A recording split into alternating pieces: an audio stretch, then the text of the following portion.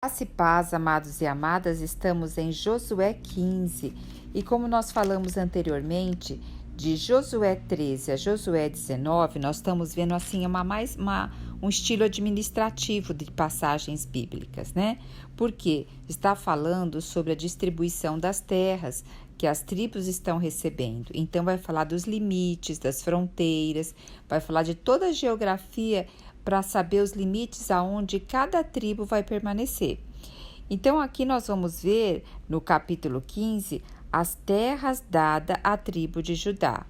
Depois vem os calebitas, tomam posse da terra e os nomes das cidades de Judá. Lembrando que todas as tribos, eles vêm o quê? Da geração de Jacó, vem dos filhos de Jacó. E é interessante a gente ver também as bênçãos que Jacó deu para cada filho. E aqui nós vamos ver a primeira terra a ser distribuída a partir do momento que eles entram ali em Canaã, vai ser a terra de Judá. E de Judá vem a descendência dos reis, de Judá veio Davi, e de Judá veio a descendência de Jesus. Então é uma descendência de reis. E aqui nós vamos ver que eles ficaram com a parte o quê? Eles fizeram sorteio e a parte da tribo de Judá ficou a parte do sul ali. Então foi a última tribo no sentido da parte sul. A parte sul de Israel, quem ficou ali foi a tribo de Judá. E nós vamos ver aqui que vai falar, olha, até o versículo 12 vai falar das fronteiras que Judá ali tinha para ficar. Então vai falar das fronteiras do sul, vai falar das fronteiras do norte, vai falar das fronteiras de todos os lugares. E é interessante que a palavra fronteira aqui tem várias vezes, fronteira do sul, a fronteira que subia, e vai falar de demarcação. E o que me chama a atenção, trazendo assim, porque aqui está falando da divisão das terras, e hoje nós sabemos que o nosso coração é uma terra. E quando a semente da palavra do Senhor cai nela, vai depender de como a nossa terra está. Então, quando nós aceitamos o Senhor, nós o que? Recebemos a salvação. Então, a terra do nosso coração, o que essa semente brotou e germinou. Agora nós estamos falando já com pessoas que já têm o Senhor, que já vivem, que já receberam o Senhor como Salvador. Existem muitas outras sementes que o Senhor quer colocar no nosso coração. E essas sementes, o nosso coração tem que estar preparado. Agora, para o nosso coração também estar preparado para receber semente e ser uma boa terra, nós também temos que saber guardar e cultivar o nosso coração. Guardar é colocar limite, é colocar demarcação, é colocar fronteiras. Então, para eu colocar limites, fronteiras, demarcações, eu também preciso conhecer um pouco o meu coração. Eu preciso conhecer um pouco as tendências do meu comportamento. Eu preciso conhecer um pouco assim o padrão comportamental meu, da minha família, aonde eu sou mais vulnerável. Eu já falei isso anteriormente. Então, um exemplo, eu sei que eu tenho uma certa vulnerabilidade quando eu tenho que trabalhar sobre datas e limites.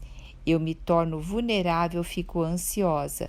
Então, como eu já sei disso, o que eu procuro fazer?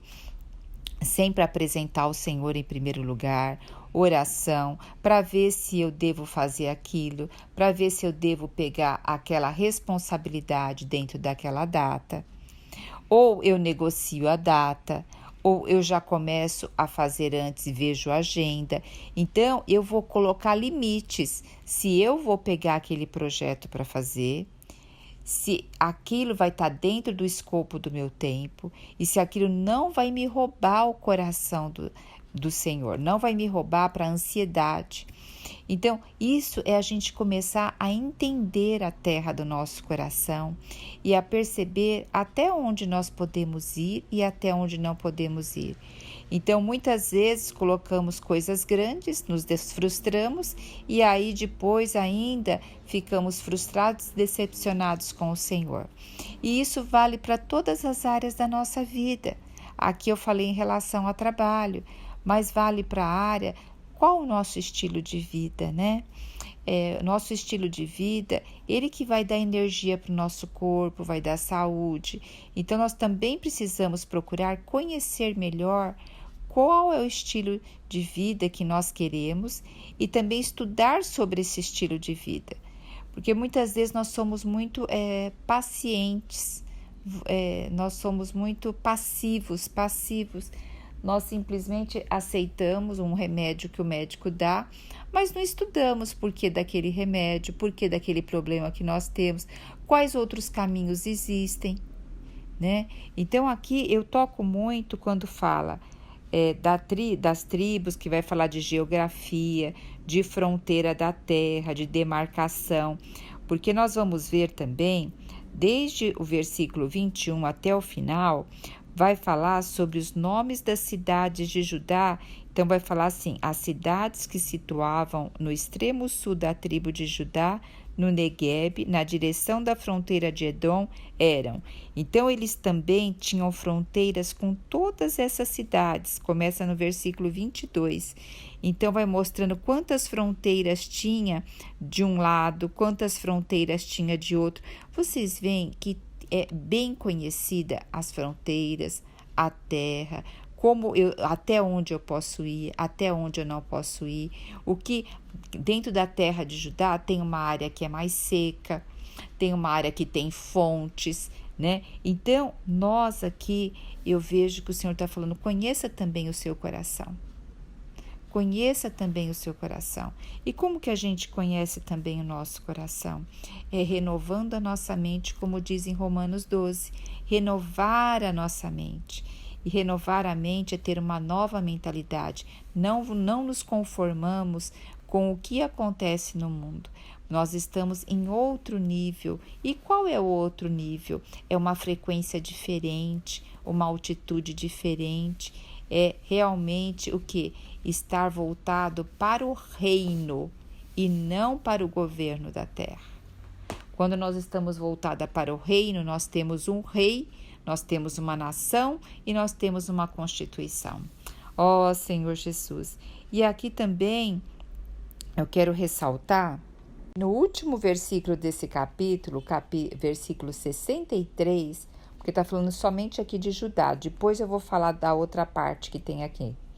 Então, aqui no último versículo 66, fala assim, ó, contudo, os descendentes de Judá não conseguiram expulsar os jebuseus que habitavam em Jerusalém, e por isso ainda em nossos dias vivem os jebuseus ali com o povo de Judá.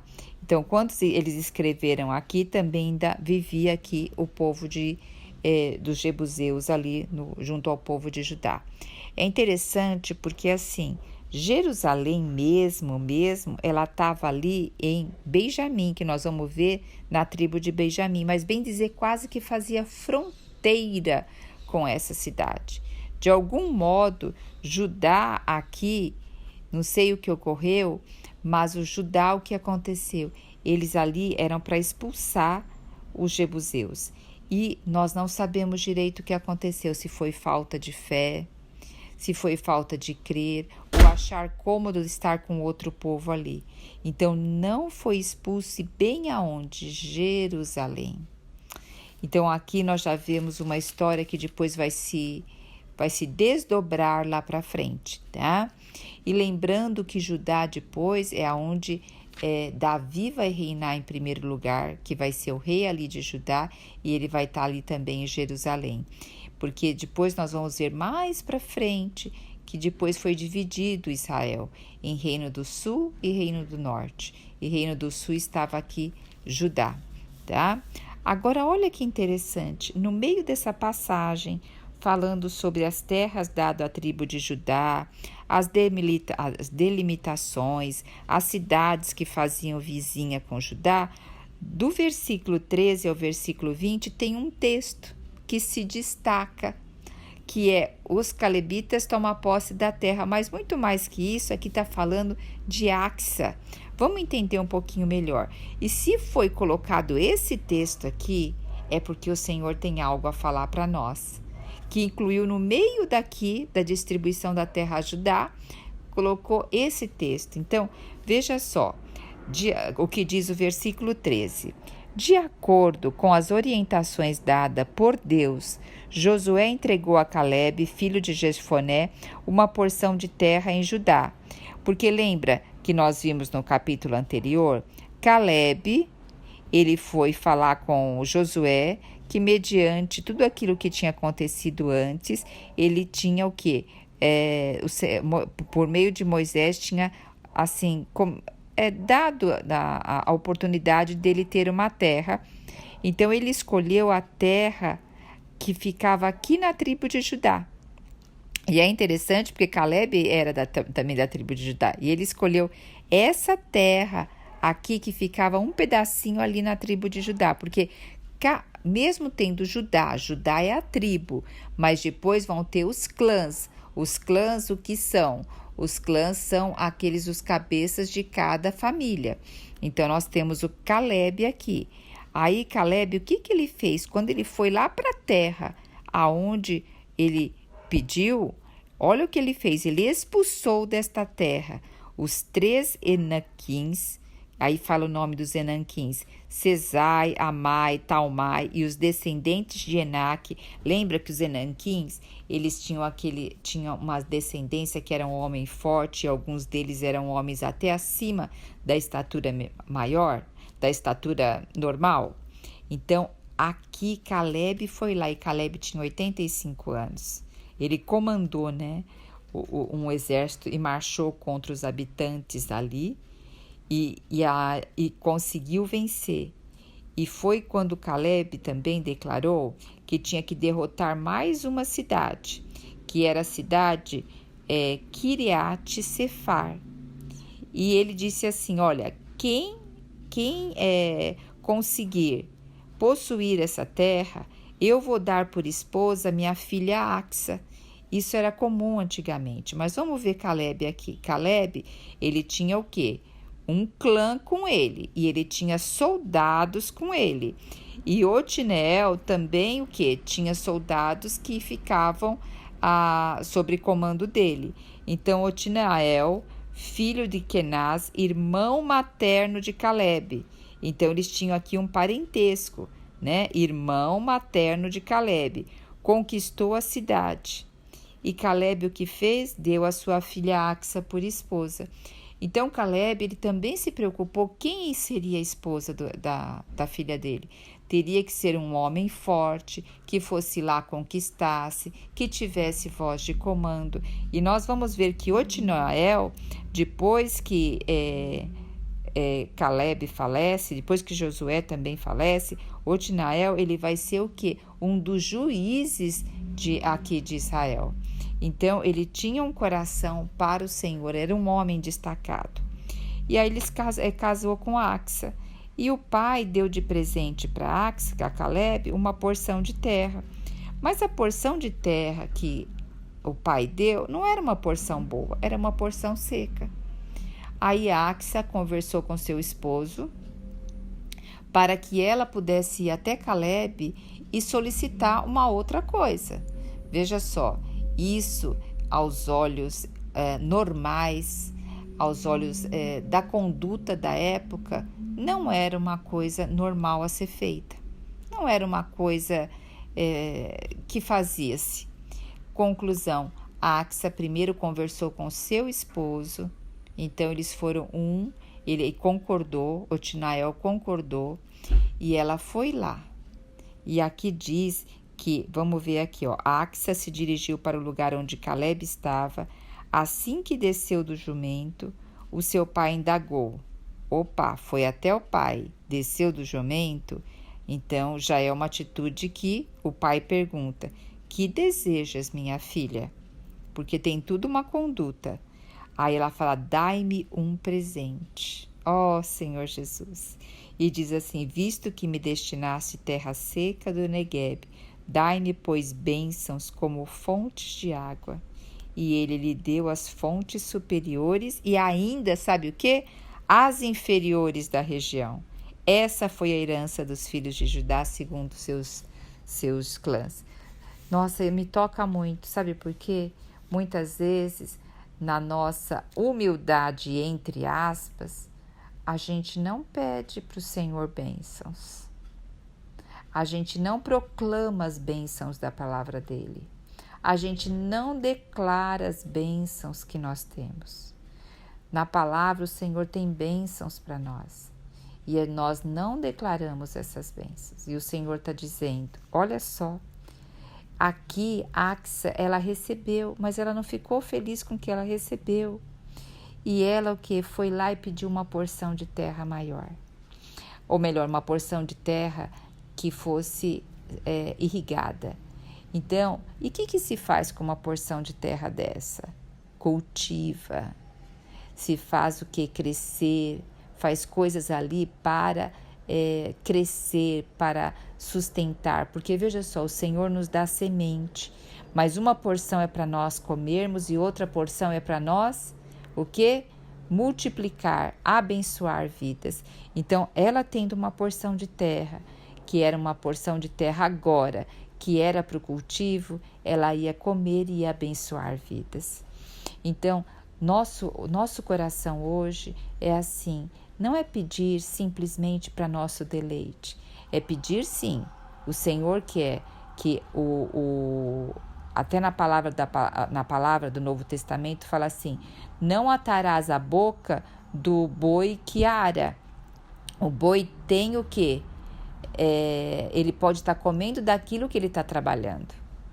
E os primeiros frutos o Senhor manda também a gente dar para ele, depois a gente se deleitar com a outra parte do fruto. Então nós temos sim, o Senhor nos dá sim, mas o Senhor nos dá uma porção e a outra porção para o quê? Abençoar vidas. Então aqui não era só uma solicitação de Axa, era o coração de Axa. Era o coração dela. E aí ela recebeu ainda fontes superiores e fontes inferiores. Então, que nós possamos pedir sementes para o Senhor. Que nós possamos pedir sementes e também falar, Senhor, eu quero um coração cheio de água. Não quero um coração seco. Eu quero um coração que não tenha pedras. Eu quero um coração amolecido. Para que todas essas sementes possam crescer e crescer, e eu ser cada dia mais abençoada e uma abençoadora e um abençoador. Aleluia! Jesus Cristo é o nosso Senhor.